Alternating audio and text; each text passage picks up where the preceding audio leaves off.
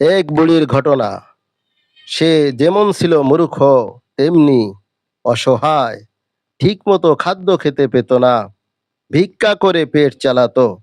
ঘরে ঘরে গিয়ে ভিক্ষা করত। কারো কাছে কিছু থাকলে সে তা দিত, আর না থাকলে বলতো আল্লাহ তোমাকে দিবেন।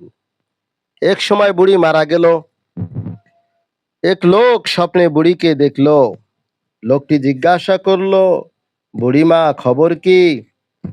বুড়ি বলল, আমাকে আল্লাহর সামনে হাজির করা হয়।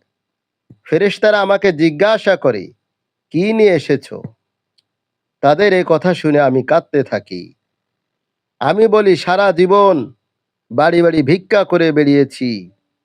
মানুষের কাছে হাত পাতলে তারা বলেছে আল্লাহ দিবেন। এখন আমি আল্লাহর কাছে এসেছি। আমি তো জীবনভর শুনে এসেছি আল্লাহ দিবেন, অথচ তোমরা জানাচ্ছ কি নিয়ে এসেছি। এখনো যদি আমাকে দিতে হয়, তাহলে আল্লাহ আমাকে কবে দিবেন? বুড়ির এ কথা আল্লাহ রব্বুল আলামিনের খুব ভালো লাগলো। এই কথার কারণে আল্লাহ তাকে ক্ষমা করে দিলেন।